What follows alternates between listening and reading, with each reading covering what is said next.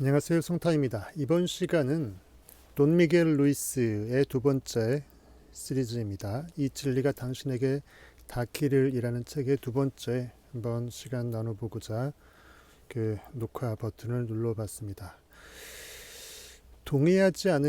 우리가 동의하지 않으면 그 어떠한 의미, 미닝도 우리의 삶에 의미 지어질 수 없다. 동의하지 않으면 어떤 의미도 없다. 우리 인간이 현실에서 내 의식을 통해서 어떠한 것을 그렇다라고 무의식 중 받아들임을 통해서 우리의 인식의 행위 예술이 되는 거죠. 현실의 상상력의 결과물이 투사되는 우리 인간이 창조하는 예술이라는 제목. 그 중에서 동의하지 않으면 어떠한 의미도 없다라는 소제목으로 한번 보도록 하겠습니다. 우리는 성장기를 보내는 내내 우리 자신, 주위 사람들, 그리고 소속된 사회와 수많은 합의를 맺는다. 그 중에서 가장 중요한 합의는 우리가 배운 자신을 내면화하는 우리 자신과 맺는 합의다. 나 자신과 스스로 1대1 대화하고 교신하고 묵시적인 스스로의 인식과 합의한다라는 거죠. 상징들은 우리가 우리 자신에 대해 믿고 있는 것들을 이야기해 준다. 상징이라는 것은 의미 지어진 그 상태죠. 우리가 누구여야 하고 우리가 누구여서는 안 되는지를 말하며 무엇이 가능하고 무엇이 불가능한지를 이야기한다. 지식의 목소리는 우리가 아는 모든 것을 이야기한다. 그런데 우리가 아는 것들이 진실인지 진실이 아닌지는 과연 누가 이야기해 줄 수 있을까? 초등학교, 중학교를 다니고 고등학교와 대학교에 진학해 매우 많은 지식을 습득했지만 그 중에 우리가 정말로 알고 있는 것은 무엇일까? 무엇이 정말 참일까? 우리는 정말 진실만을 배울까? 절대 그렇지 않다. 우리가 알지 못하는 왜곡된 소위 말하는 음모론들이 많이 있습니다. 결국 인식이고 그렇게 인식하기 때문에 그렇게 현실이 보일 뿐이고 세상을 그렇게 바라보고 있을 뿐이고 그러한 바라보는 인식 가운데 우리는 우리 삶의 팩트들을 투사시키고 있는 것입니다. 또 투사된 결과에 또 쳇바퀴로 반응하고 있는 것이죠. 우리는 언어를 배우고 상징을 습득할 뿐이다.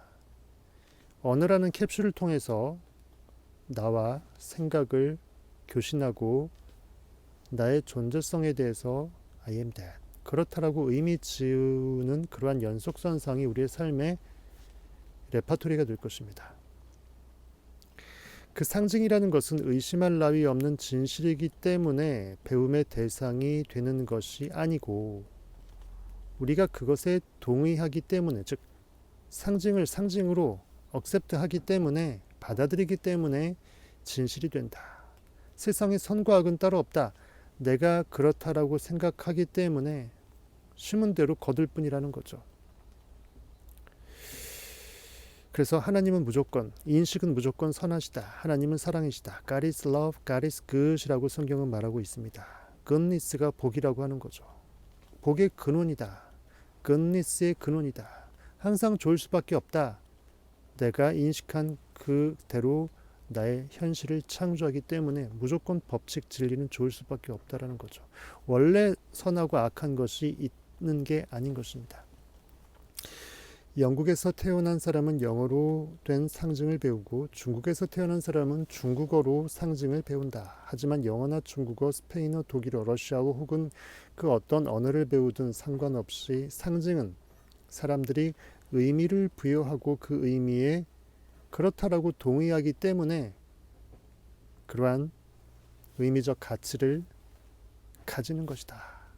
만일 우리가 동의하지 않는다면 그 상징은 가치를 절대로 가질 수 없다. 근데 의식의 세계에서 튕겨나간 거죠. 필터링 된 것입니다. 예를 들어 tree, tree 라는 단어는 영어를 사용하는 사람들에게 의미를 갖지만 나무란 뜻이죠. 그 단어가 어떤 대상을 뜻한다고 우리가 믿고 동의하지 않는다면 아무런 의미를 가지 못한다. 그냥 허공에 그냥 소리일 뿐인 거예요. 당신에게 의미를 가지고 나에게 의미를 가진다면 그것이 우리가 서로를 이해하는 방식이다. 우리가 공감 소통이라고 하죠. 그 감정을, 느낌을 공유하는 것입니다. 지금 내가 문자를 통해 전하는 이야기를 당신이 이해하는 것도 이 텍스트죠. 그 안에 있는 컨텍스트, 그 맥락을 우리가 받아들이는 거잖아요. 마음속에서 이루어지는 단어의 의미화 작업에 우리 모두가 합의했기 때문이다.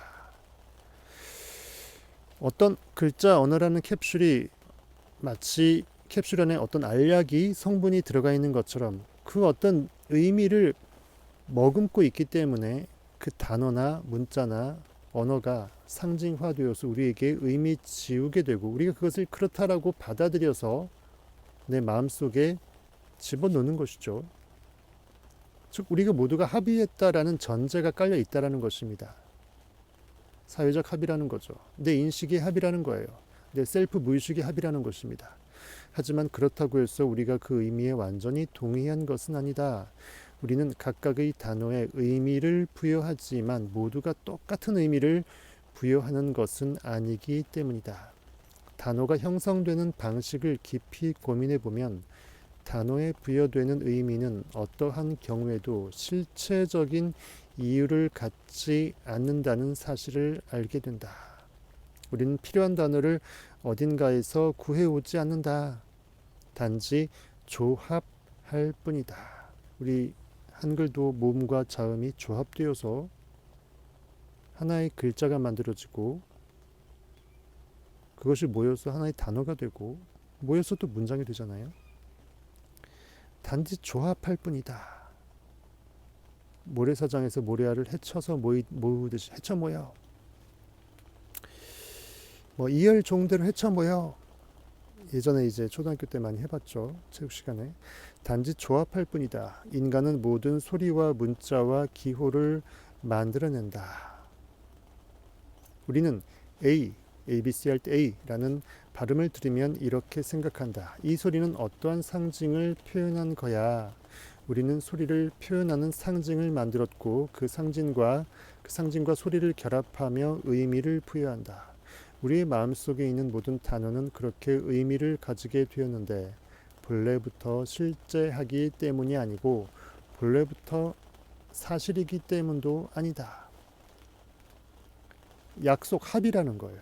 그것은 우리는 물론 같은 상징 체계를 학습한 다른 모든 사람들과의 합의일 뿐이다. 다른 언어를 사용하는 나라를 여행하다 보면 합의의 힘과 중요성을 즉시 체감하게 된다.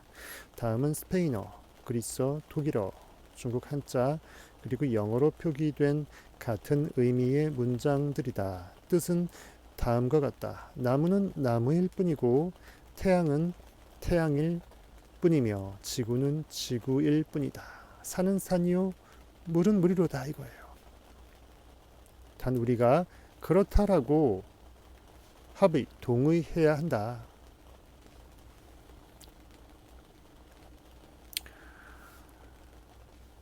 A tree is only a tree. The sun is only the sun. The earth is only the earth.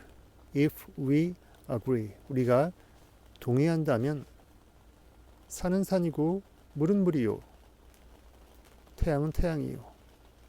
이처럼 합의된 기호가 전혀 다른 프랑스나 러시아, 튀르키예, 스웨덴 등의 국가에서는 동일한 의미를 갖지 못한다. 그래서 우리가 다른 나라의 언어를 배우지 않으면 못 알아듣는 것입니다.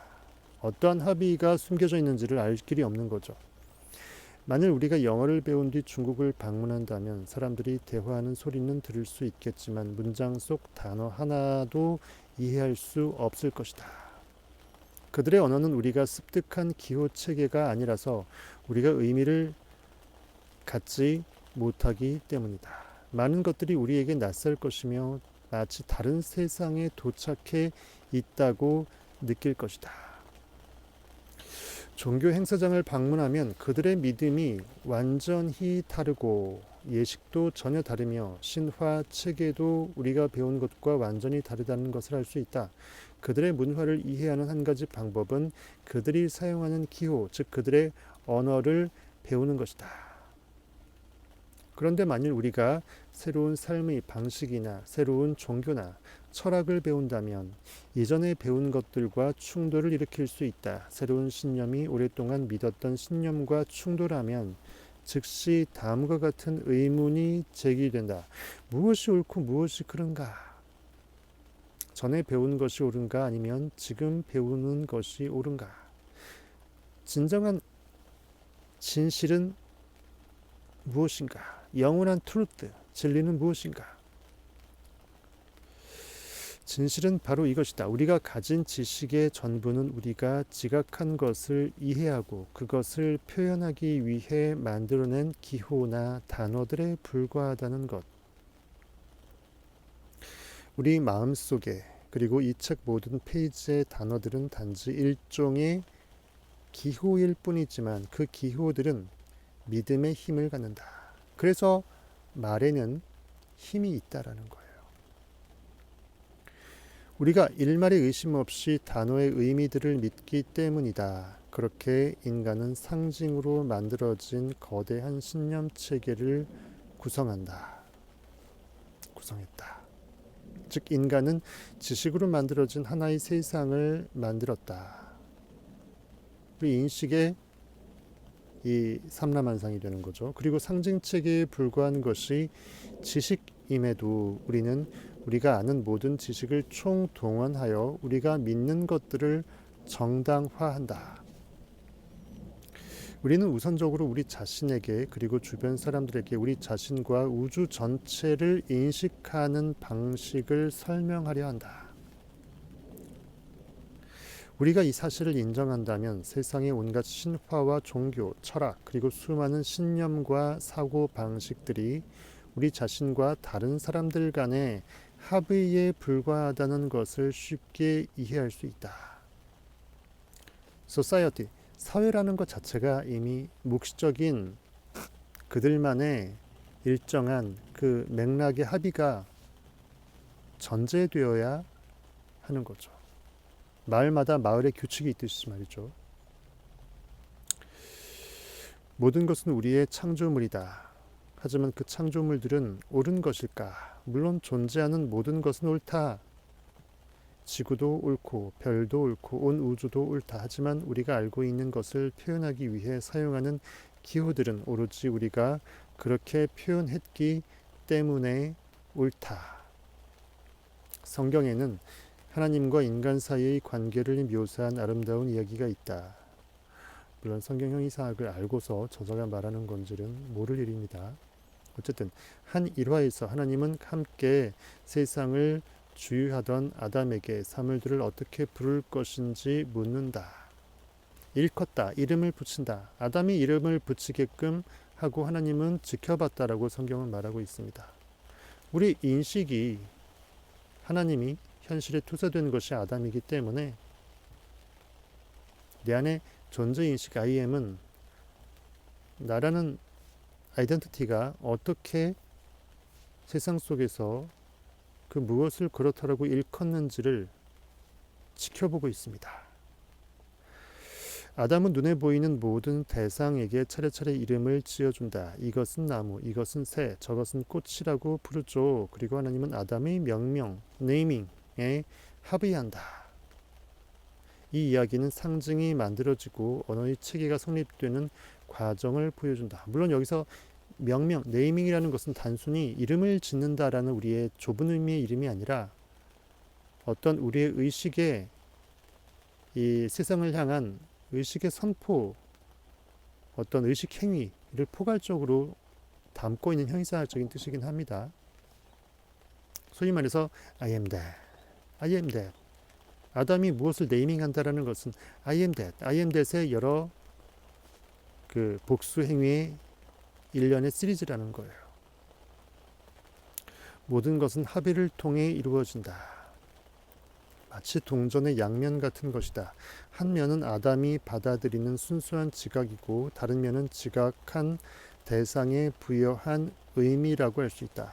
한 면이 사실 자체인 지각된 물체이고 다른 면은 개인의 관점이자 사실에 대한 해석이다. 즉 똑같은 산에서 같이 등산하면서 똑같은 동일한 나무를 보고서도 소나무를 보고서도 지저귀는 새 한 마리를 보고서도 사람마다 그 사람의 마음 상태에 따라서 보는 관점에 따라서 다 다르게 해석되고 보이고 의미 지어지죠. 그 의미입니다. 사실은 객관적인 것이고 우리는 그것을 과학이라고 부른다. 사실에 대한 해석은 주관적인 것이고 우리는 그것을 예술이라고 부른다. 즉 창작행위라는 거예요. 우리 인간의 그 지문이 DNA가 얼굴이 그 누구도 똑같은 사람은 없듯이 각자의 고유한 I am 하나님이 구심점으로 내재되어 있기 때문에 각자의 독창적인 의식의 선택권이 전권적으로 존재하고 그것을 강권적으로 내가 우리의 삶 가운데 I am 각자의 나가 여러분의 나 저의 나가 I am that을 계속 외치는 것을 통해서 무한 상상을 통해서 내 삶을 계속 시줄과 날줄로 엮어 나가고 있다는 것입니다. 즉 어떤 것도 사실은 완벽한 객관은 존재할 수 없어요. 각자의 주관적인 인식이 완벽하게 배제된 완벽한 객관은 유일하게 있다면 진리 하나뿐이죠. 신문대로 거둔다라는 이 명제. 요컨대 과학과 예술은 각각 사실과 그 사실에 대한 우리의 해석이다. 진정한 진리는 생명이 피워내는 창조 행위이며 이는 우리 모두에게 나타나는 절대적인 진리이다. I am이 존재하고 나의 존재 인식, 상상력이 존재하며 I am은 언제나 하나님은 언제나 말씀하신다. I am that 하고 있다라는 거예요. 잠재의식에 무엇을 심어서 심은 대로 거두게 할지 우리는 언제나 지금 이 순간 선택하고 있다는 것입니다. 그것만이 유일한 참 진리죠. 따라서 태초에 하나님이 천지를 창조하시니라. 그리고 신약 성경에 태초에 말씀이 계시니라. 이것만이 진리라는 거예요. 사실에 대한 해석은 우리의 창조물이며 합의에 의해 만들어지기 때문에 상대적인 진리이다. 그래서 현실이라는 그 허상의 꿈에 매몰되지 않고 그것을 어떻게 해몽할지에 대해서 우리 인간의 스스로의 주관적인, 주체적인, IM적인 전능하신 하나님의 여호와의 능력이 있다라는 것입니다.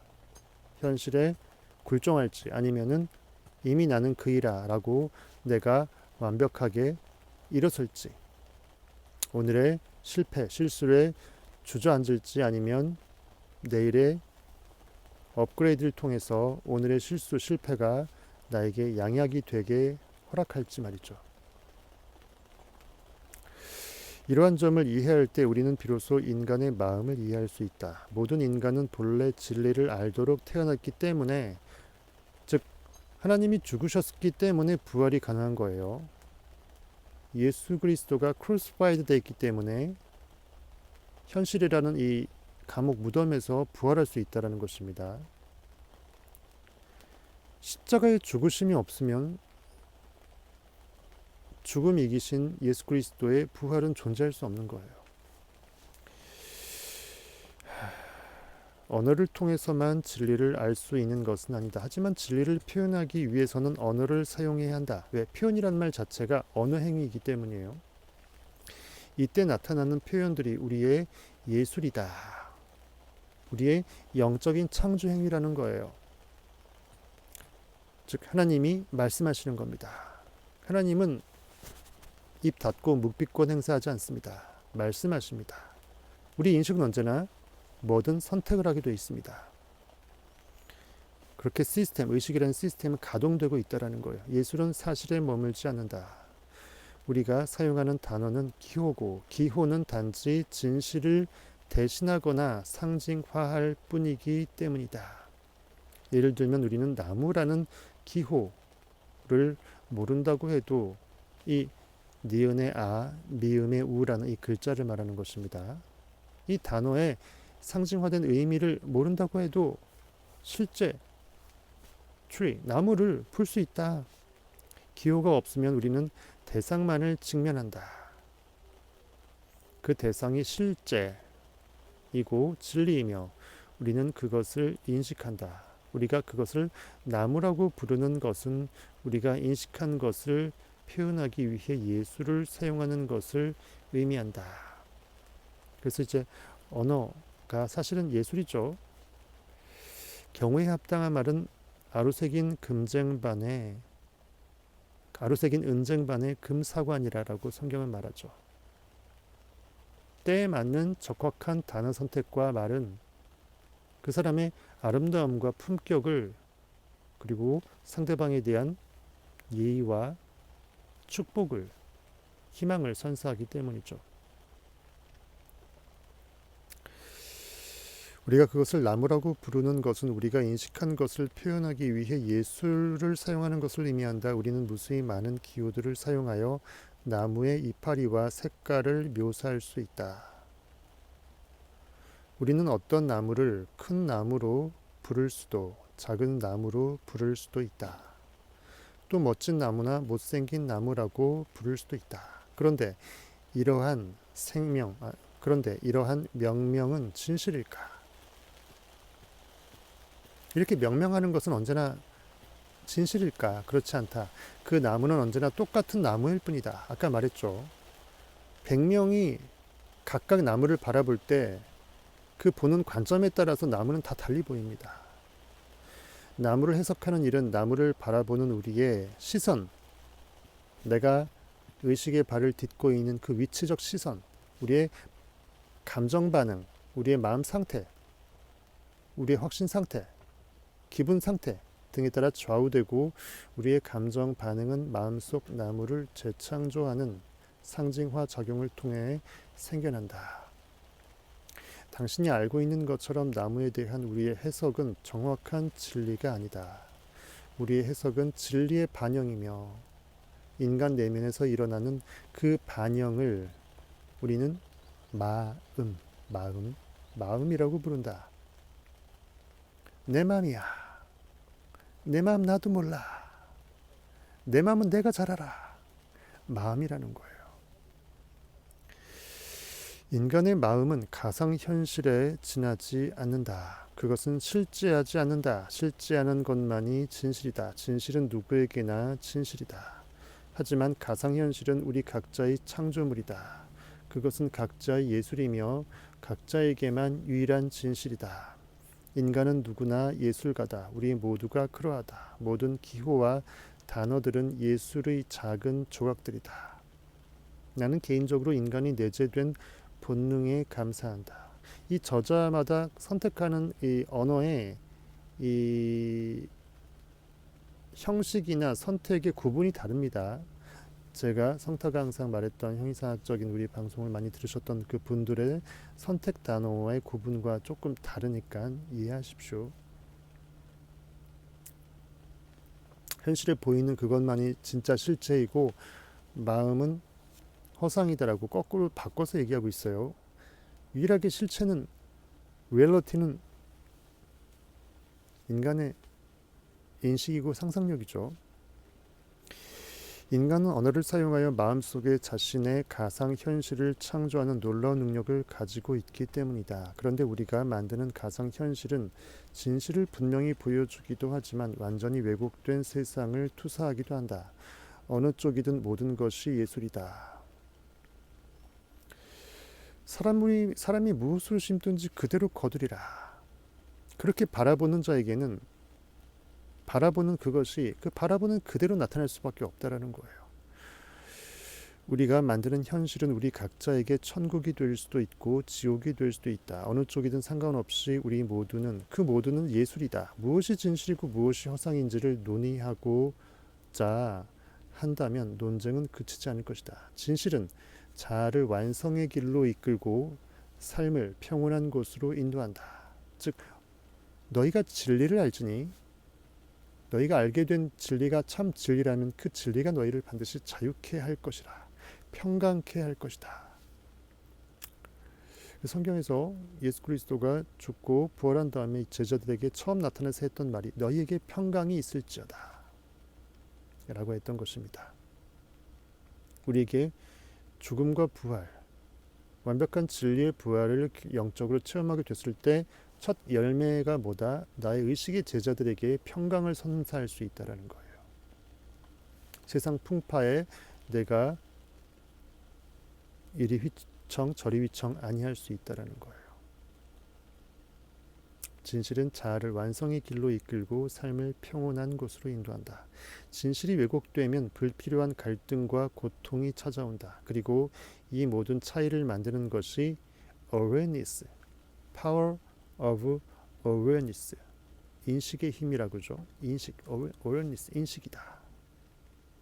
그렇다라고 I amness가 I am that하고 도장을 꽉 찍어버린 꽝꽝꽝 확정 판결과 같은 내 인식의 재판권 안에 있는 거예요. 그래서 우리는 왕이며 동시에 제사장인 것입니다. 인간은 인식 능력을 가지고 태어난다. 그래서 태생적으로 진실을 감지할 수 있다. 그런데 지식을 쌓기 시작하면서 점차 그 능력을 부정하는 법을 배운다. 알지 못하는 것을 배우고 깨닫지 못하는 것을 습득한다. 언어는 그 자체로 순수한 마법이지만 우리는 그 마법을 사용하여 자신과 자신의 창조물과 자신의 본성을 거스른다. 인식한다는 것은 진실을 보는 눈을 뜨는 것을 의미한다. 진실을 본다는 것은 우리가 믿는 것과 우리가 원하는 것이 아닌 있는 그대로의 모습을 보는 것을 말한다. 인식은 수백만 가지 가능성의 문을 여는 것이다. 만일 우리가 스스로의 삶을 가꾸는 예술가라는 사실을 안다면 그 모든 가능성 가운데 필요한 선택을 할 수 있다. 그 모든 것이 가능하다라는 것은 잠재되어 있다라는 말하고 똑같다고 제가 말했죠. 우리의 잠재의식 가운데 무엇을 심을지는 무한 가능성 가운데 나의 선택적 자유라는 거예요. 그 모든 가능성 가운데 필요한 선택을 할 수 있다라는 거예요. 가능하지 않으면 선택이라는 것이 존재할 수 없죠. 이 책에서 독자 여러분과 나누고자 하는 것은 내가 톨텍의 지혜라고 부르는 사유훈련 자료들이다. 톨텍은 나우아 부족, 멕시코 최대의 인디오 집단인 그 나우아 부족의 언어 나우아틀로 예술가를 의미한다. 예술가를 뜻한다고 합니다. 내 생각에 우리는 세상 어느 곳에서 어떤 신념을 가지고 살아가든 톨텍이 될 수 있다. 톨텍이 된다는 것은 예술가가 된다는 단순한 의미다. 즉 예술이 하나님의 영적인 창조 행위, 예술 행위가 아닌 것이 없다라는 거예요. 우리의 모든 영적인 삶의 활동은 모든 것이 성령의 인도하심, 운행하심이라는 거예요. 톨텍은 영혼의 예술가이며 예술가인 우리는 아름다움을 동경한다. 왜? 하나님 자체가 원래 아름다우심 그 자체이기 때문에, 사랑 그 자체이기 때문에 우리는 아름답지 않은 것을 동경하지 않는다. 만일 우리가 더 나은 예술가가 된다면 우리의 가상현실은 더 많은 진실을 반영할 수 있으며 그렇게 창조한 예술을 통해 천상의 예술작품을 만들 수도 있다. 우리 영이 풍성해진다는 거예요. 수천 년 전에 톨텍은 예술가의 세 가지 지상 과제를 제시한 바 있다. 인식의 완성, 변화의 완성, 사랑 혹은 의지나 믿음의 완성이 그것이다. 사람들이 쉽게 이해할 수 있도록 세 가지로 구분했을 뿐 이것은 결국 하나로 수렴된다. 사실은 영적으로 보면 같은 말이라는 거예요. 인식의 완성, 변화의 완성, 사랑 혹은 의지나 믿음의 완성. 믿음, 소망, 사랑이 중요하다. 하지만 그 중에 제일은 사랑이라.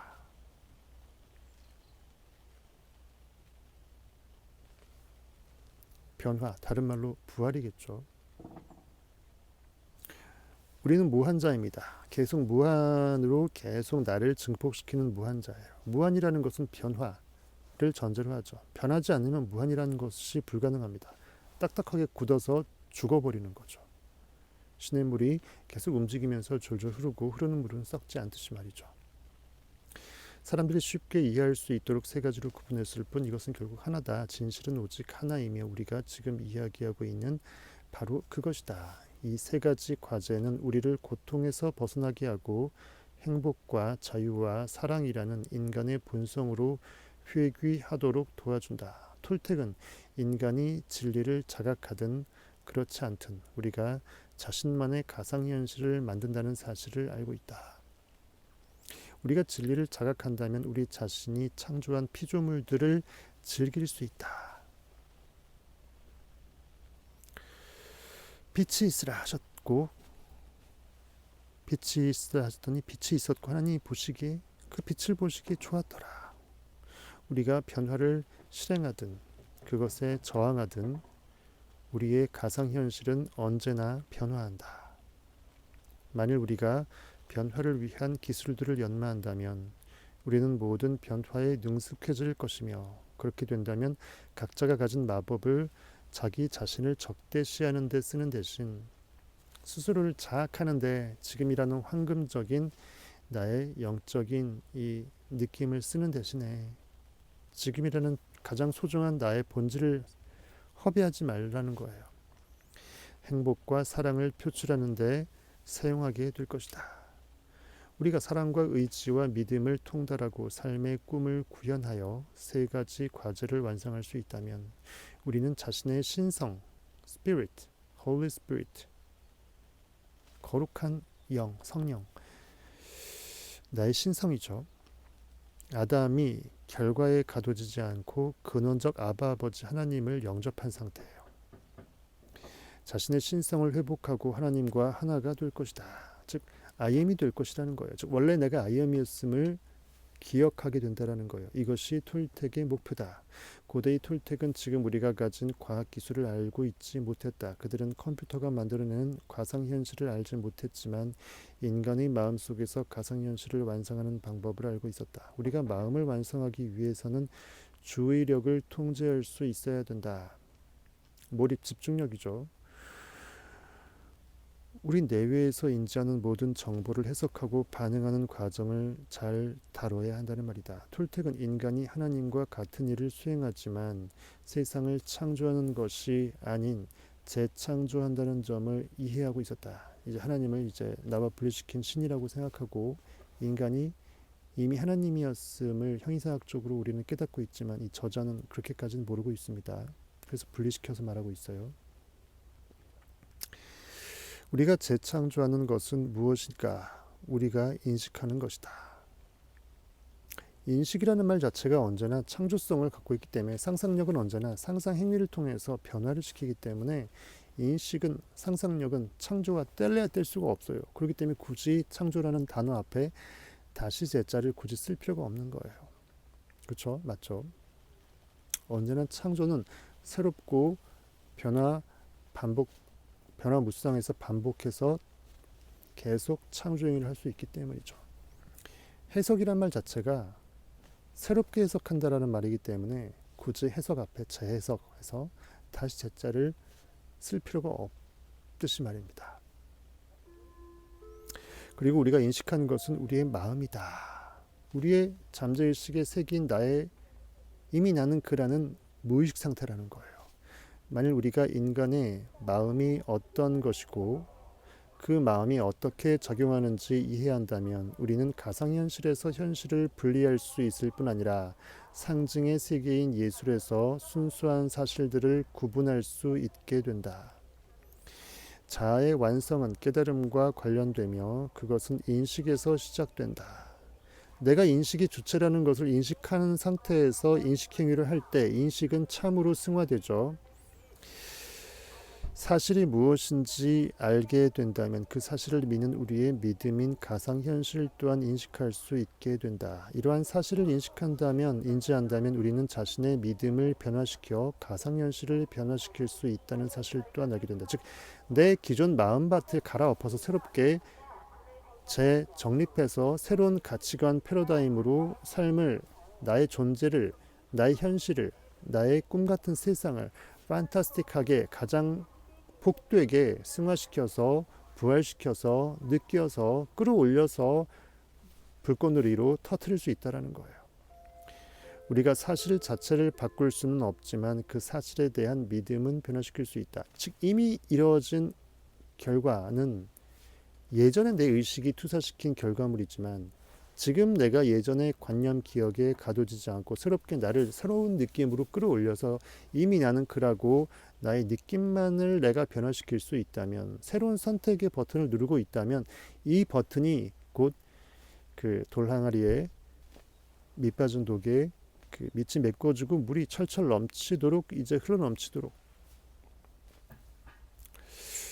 그 우리 갈릴리 가나 혼인잔치에서 그 정말 돌항아리 6에 물을 가득 채워서 물로 포도주를 우리가 숙성시키는 우리의 영적인 영원하신 IM의 갈릴리 가나 혼인잔치, 천국잔치를 우리는 행할 수 있다 라는 것입니다. 언제나 더욱더 고품격의 포도주를 양산하는, 최고의 품질의 포도주를 양산하는 내 의식의 물에 계속 자가 정화작용과 숙성작용이 되겠습니다. 그래서 현실 팩트들에 반응하지 않음으로써 내 믿음을 팩트 현실과 전혀 무관하게 끌어올리고 옛것은 보라 옛것은 지나갔으니 새로운 피조물이라 새롭게 되었도다라고 하면서 현실을 바꿔내고 내 안에 있는 IN추를 찬양할 수 있게 될 것입니다. 우리 모두 그렇게 되기를 바라며 이 시간 이렇게 오늘 이 진리가 당신에게 닿기를 이라는 이 책에서 우리가 동의하고 우리가 의미를 부여하는 것이 얼마나 우리에게 어떠한 가치가 있고, 그래서 우리는 어떠한 창조 행위의 예술가로 우리의 삶을 풍성하게 만들어 나가고 싶은지 한번 각자 생각해 볼 수 있는 그러한 기회가 되지 않을까 생각이 들었습니다. 지금까지 성타였습니다.